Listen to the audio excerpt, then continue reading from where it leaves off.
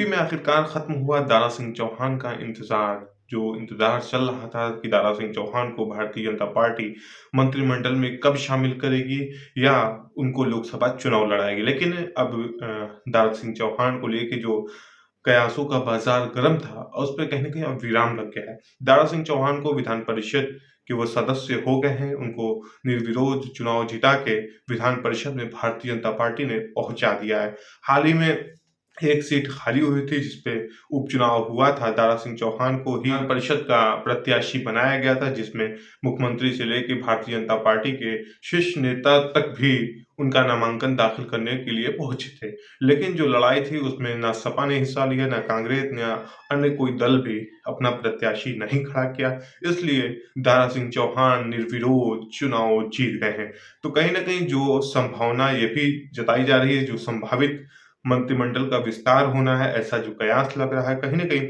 दारा सिंह चौहान जब उपचुनाव हारते हैं, उसके बाद सभी लोगों का यह कहना था क्या दारा सिंह चौहान लोकसभा चुनाव लड़ेंगे या अथवा उनको विधान परिषद में जगह मिलेगी। लेकिन अब ये तस्वीर साफ हो गई है कि विधान परिषद में दारा सिंह चौहान पहुंच गए हैं। तो अगर मंत्रिमंडल की जो संभावना जताई जा रही है विस्तार की, इसमें कहीं न कहीं दारा सिंह चौहान को मंत्रिमंडल में शामिल किया जाता सकता है। अब वो विधान परिषद के सदस्य हैं, तो उनको मंत्रिमंडल का अगर विस्तार होगा, तो उनको मंत्रिमंडल विस्तार में जगह मिल सकती है। दारा सिंह विधानसभा का उपचुनाव हारने के बाद दिल्ली से लेके लखनऊ तक का वो दौरा कर रहे थे, जिसको लेके कयास लग रहा था क्या दारा सिंह चौहान को लोकसभा में प्रत्याशी भारतीय जनता पार्टी बनाएगी या दारा सिंह की राजनीति कहीं न कहीं अब खत्म हो जाएगी।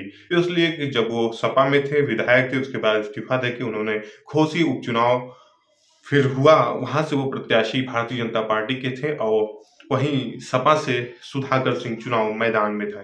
कहीं न कहीं सुधाकर सिंह चुनाव बहुत ही वो अंतर से जीत हासिल की और दारा सिंह चौहान को हार का सामना करना पड़ा। उसके बाद कई बार इनका दिल्ली दौरा हुआ, उसके बाद मुख्यमंत्री योगी आदित्यनाथ से भी मिलना हुआ। जो कयास लग रहे थे कि दारा सिंह चौहान का अब क्या होगा या भारतीय जनता पार्टी भी कहीं पल्ला दारा सिंह चौहान से झाड़ ना ले। लेकिन अब भारतीय जनता पार्टी ने उनको विधान परिषद में पहुँचा दिया है, विधान परिषद के अब सदस्य वो हैं। अब अगर मंत्रिमंडल का विस्तार होगा, तो कहीं न कहीं दारा सिंह चौहान को अब तरजीह दी जाएगी। वहीं पे ओम प्रकाश राजभर को भी लेके जो बात चल रही थी कि ओम प्रकाश राजभर भी मंत्री बनेंगे, अगर जो संभावना जताई जा रही है विधान परिषद में पहुँच गए हैं दारा सिंह चौहान और ओम प्रकाश राजभर अब एनडीए में शामिल हो गए। तो अगर मंत्रिमंडल का विस्तार होगा तो ओम प्रकाश राजभर और दारा सिंह चौहान को कहीं न कहीं मंत्रिमंडल में जगह दी जा सकती है, ऐसी जो संभावना जताई जा रही है। लोकसभा का चुनाव बहुत ही जल्द इसकी घोषणा होने वाली है, जिसकी तैयारी युद्ध स्तर पे चल रही है। तमाम पार्टियां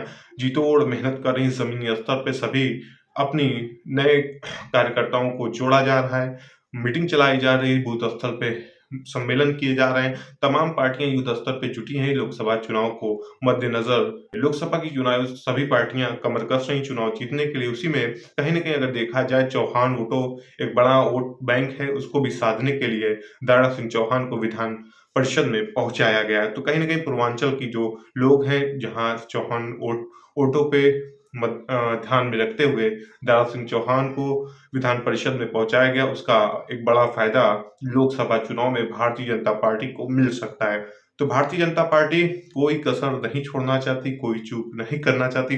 2024 के लोकसभा चुनाव में फिर से माननीय प्रधानमंत्री जी को दोबारा प्रधानमंत्री बनाना चाहती है भारतीय जनता पार्टी, जिसको लेके तैयारी युद्ध स्तर पे भी चल रही है।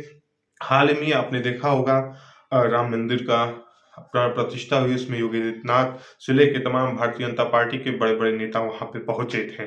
तो अब जो तैयारी है लोकसभा की, अब कुछ ही दिनों के बाद अब ये साफ हो जाएगा कि लोकसभा चुनाव फरवरी के अंत में या मार्च तक ऐसी संभावना जताई जा रही कि अधिसूचना जारी हो सकती है। तो लोकसभा चुनाव होगा, जिसको लेके तमाम पार्टियां तैयारी कर रही हैं। तो आज हम ये बता रहे थे कि विधान परिषद में अब दारा सिंह चौहान को पहुंचा दिया गया है। अगर मंत्रिमंडल का विस्तार होगा, तो दारा सिंह चौहान को कहीं न कहीं तरजीह दी जाएगी। तो आज की सबसे बड़ी खबर यही थी। हम अपने चैनल के माध्यम से आप सभी को ये बताते रहते हैं लोकसभा चुनाव से रिलेटेड या भी जो पुरानी चीज़ें हैं, संस्कृति, भारतीय संस्कृति और सभ्यता की जो चीज़ें हैं, पुराने जो किले हैं, उनको हम अपने चैनल के माध्यम से दिखाते रहते हैं, कुछ नई-नई स्टोरी भी हम बताते रहते हैं। तो आज हमारी वीडियो आपको कैसी लगी? अगर हमारी वीडियो आपको अच्छी लगे, तो ज़रूर हमारे हौसला बढ़ाएँ, हमारे चैनल को लाइक और सब्सक्राइब और शेयर करें। धन्यवाद।